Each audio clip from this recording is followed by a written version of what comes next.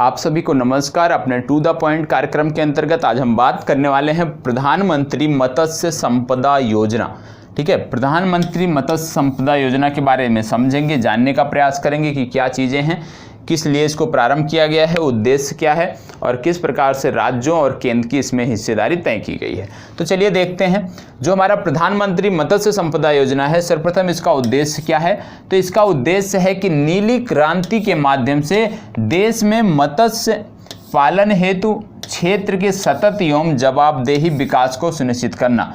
क्या है? नीली क्रांति के माध्यम से देश में मत्स्य पालन क्षेत्र के सतत एवं जवाबदेही विकास को सुनिश्चित करना इस योजना का लक्ष्य है। योजना क्या है? प्रधानमंत्री मत्स्य संपदा योजना। ठीक है, इसमें लागत क्या है, बजट क्या रखा गया है? तो इसमें रखा गया है 20,050 करोड़ रुपए का लागत रखा गया है। इतनी बजट इसमें जो है आवंटन किया जाए। कितना है टोटल?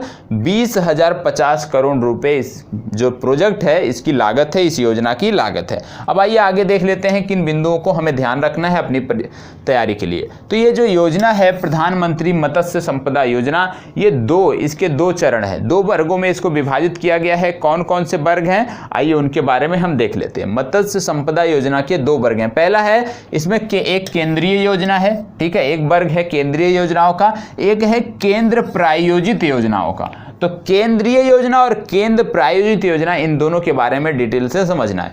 जो हमारी केंद्रीय योजना है वो आगे दो वर्गों में विभक्त हो जाती है। इसमें पहली हो जाता है लाभार्थी वर्ग और दूसरा हो जाता है गैर लाभार्थी वर्ग। और जो हमारी केंद्र प्रायोजित योजना है इसके माध्यम से क्या है उसके बारे में आइए देख लेते हैं। केंद्र प्रायोजित योजना में है उत्पादकता को प्रोत्साहन, मतलब उत्पादन एवं उत्पादकता को प्रोत्साहन। दूसरा इसमें क्या पॉइंट है? अवसंरचना एवं उत्पादन के बाद प्रबंधन, अवसंरचना एवं उत्पादन के बाद प्रबंधन। और तीसरा जो हमारा है वो है मत्स्य पालन प्रबंधन नियामक फ्रेमवर्क, मत्स्य पालन प्रबंधन और नियामक फ्रेमवर्क। ये क्या है? जैसे जो केंद्रीय योजना के अंतर्गत जिस प्रकार से फंड दिया जाएगा, जिस प्रकार से बजट दिया जाएगा, उसमें क्या है कि जो लाभार्थी वर्ग मतलब हो गया किसान, गैर लाभार्थी वर्ग मतलब किसान को तो आप उसमें नहीं ले सकते।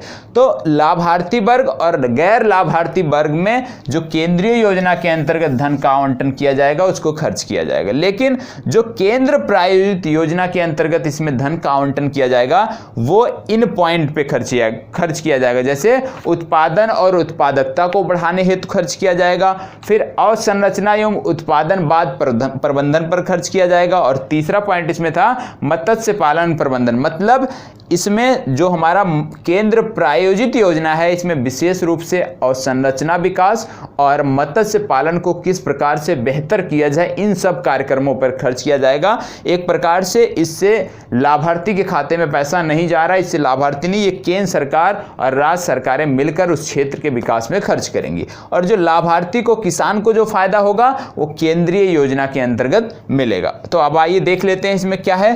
तो सबसे पहले इसमें देख लेते हैं कि क्या है ये। सबसे पहले इसमें जो हिस्सेदारी की बात की गई है, आप जानते हैं कि इस योजना में 9,000, जैसे मैंने पहले बताया था, पूरी लागत बताई थी 20,050 करोड़ रुपए। तो 20,050 करोड़ रुपए आएंगे कहां से, उसकी बात की गई है। इसमें से 9,407 करोड़ रुपए कौन देगा? सेंटर, मतलब केंद्र सरकार देगी। 4,880 करोड़ रुपए कौन देगी? राज्य सरकार देगी।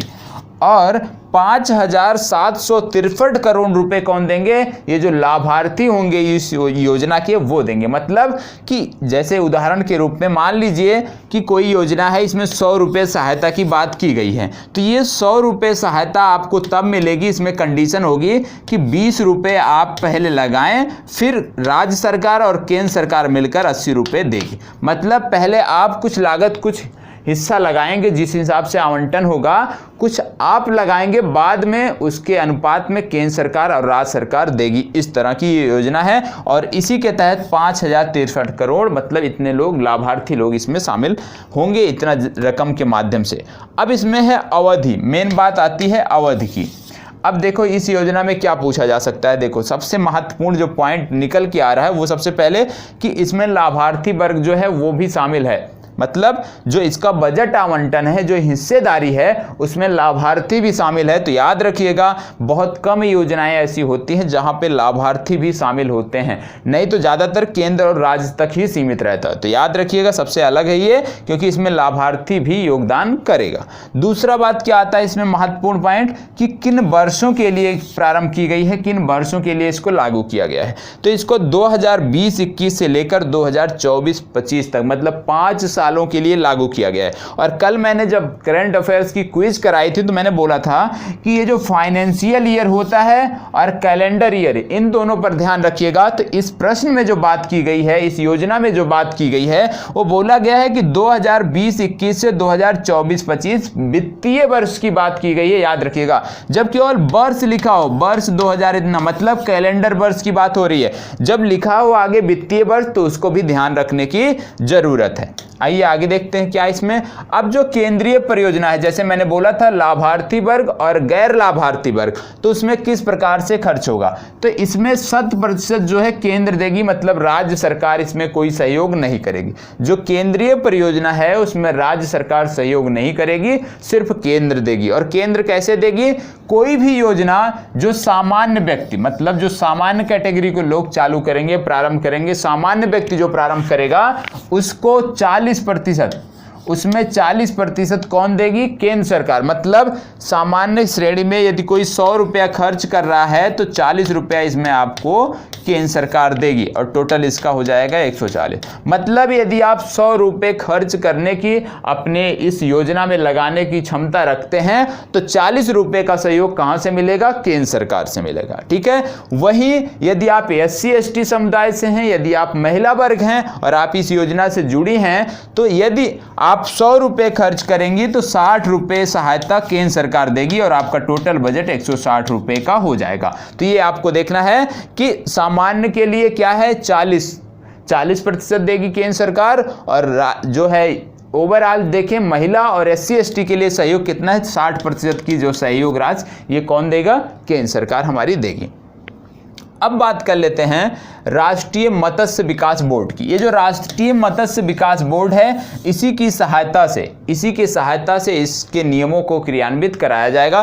तो हिस्सेदारी याद रखिएगा क्या है, कि केंद्रीय परियोजना में 40 और 60 की हिस्सेदारी है, मतलब 40 सामान्य के लिए और 60 क्या होगी, महिला या SC/ST के लिए। इसमें राज्य नहीं आएगा, तो केंद्रीय योजना में राज्य शामिल नहीं है, इसमें 100% केंद्र ही जो फंडिंग करेगा वो करेगा।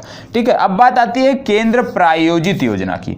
केंद्र प्रायोजित योजना मतलब जिसमें आपने देखा था क्या था, कि अवसंरचना विकास के लिए कार्यक्रम जो होंगे, या मत्स्य पालन के विकास के लिए किस प्रकार के कार्यक्रम चाहिए, उस क्षेत्र के विकास के लिए किस कार्यक्रम चाहिए जहां पे मत्स्य पालन हो रहा है। तो मतलब जो कार्यक्रम होंगे इन सब क्षेत्रों के लिए, उसमें किस प्रकार का खर्च होगा। तो उसमें जो पूर्वोत्तर व हिमालयी राज्य हैं, पूर्वोत्तर और हिमालयी राज्य हैं, वहां पे क्या है, 90% फंडिंग केंद्र करेगी, 10% संबंधित राज्य करेंगे। ठीक है। अन्य राज्यों में ये हिस्सेदारी 60-40 की है, मतलब 60% केंद्र देगा प्रोजेक्ट का, 40% राज्य देगा, और केंद्र शासित प्रदेशों में 100%। अब आपने देखा था क्या, कि केंद्र प्रायोजित जो योजना है ये अवसंरचना, एक प्रकार से सिंपल शब्दों में समझे तो ये अवसंरचना विकास से है। और अवसंरचना विकास में क्या है, कि आम आदमी लाभार्थी योगदान नहीं करेगा। इससे जोड़ के देखिएगा, केंद्र प्रायोजित क्या है, ये अवसंरचना विकास से संबंधित है, और अवसंरचना विकास में लाभार्थी की हिस्सेदारी नहीं होगी। लाभार्थी कहां पे हिस्सेदारी करेगा, सिर्फ केंद्रीय परियोजना में हिस्सेदारी करेगा। आगे देखते हैं इसमें और क्या है।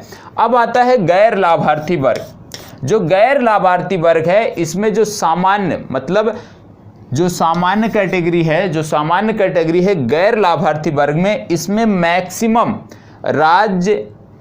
राज्य के लिए, राज्य या यूनियन टेरिटरी है तो यूनियन टेरिटरी, मतलब सेंटर, स्टेट और यूनियन टेरिटरी तीनों मिलकर मैक्सिमम 40% ही सहयोग करेंगी, 40% की हिस्सेदारी करेंगी। कहां पे, गैर लाभार्थी वर्ग में सिर्फ 40% की हिस्सेदारी करेंगी मैक्सिमम। कौन कौन, सेंटर, स्टेट और यूनियन टेरिटरी। और यदि यहीं पे महिला वर्ग की बात आ जाती है तो यहां पे 60% की जो है हिस्सेदारी कौन करेगा, यहाँ पे 60% की हिस्सेदारी की जाएगी, ठीक है। और जब आप बात आती है हिमालयी या पूर्वोत्तर राज्यों की, तो हिमालयी और पूर्वोत्तर राज्यों में जो हिस्सेदारी है वो 90 और 10 का है, मतलब 90 करेगा केंद्र और 10 करेगा स्टेट, जैसा आप पहले भी देख चुके हो। और अन्य राज्यों में क्या है, अन्य राज्यों में 60 और 40 का रेशियो है केंद्र और का। 60-40 पहले भी था, इसमें आपने देखा होगा। अब इसमें लाभ क्या होगा यह देखना है यदि हमें कि इस योजना से लाभ क्या होगा। तो इस योजना का उद्देश्य है जो भी कमियां हैं मत्स्य व्यवसाय में या मत्स्य उत्पादन में या मत्स्यिकी में जो कमियां हैं उनको दूर किया जाए, और जो क्षमताएं हैं भारत में, जिस तरह की मत्स्यन क्षेत्र की क्षमताएं हैं उसका भरपूर उपयोग किया जाए। इसके लिए जो भी अवसंरचना विकास से संबंधित प्रोजेक्ट होंगे वो सारे चीज़ चलाए जाएंगे, वो सारे कार्यक्रम चलाए जाएंगे। इसमें एक चीज़ और है कि जो बेहतर बीज, जो मछलियों का जब उत्पादन करना है तो निश्चित रूप में बेहतर बीज होने चाहिए, तो उसकी उत्पादकता हम कैसे बढ़ाएं, उसकी गुणवत्ता कैसे बढ़ाएं, इन सारे बिंदुओं पर इस योजना के माध्यम से फोकस किया जाएगा। अब इसमें जैसे है कि सालाना 9% की बढ़ोतरी की बात की गई है, कि लक्ष्य रखा गया है कि प्रत्येक वर्ष हम मत्स्य उत्पादन में 9% की वृद्धि करेंगे, और आने वाले 5 वर्षों में 2024-25 तक हमारा लक्ष्य है 22 मिलियन मैट्रिक टन उत्पादन का, ये हमारा लक्ष्य है। इसके बाद 2024 तक आप सब जानते हैं कि किसानों की आय को दोगुना करना है, तो 2024 तक जो मछली पालक किसान हैं उनकी आय दोगुना करने के क्रम में ये योजना बहुत ही लाभकारी होगी, बहुत ही लाभप्रद होगी। तो उम्मीद करता हूं बेहतर ढंग से आप सबको समझा पाया हूं। यदि अच्छा लगा हो तो प्लीज़ लाइक, शेयर और कमेंट करें। इस तरह के वीडियो आपको निरंतर मिलते रहेंगे। धन्यवाद।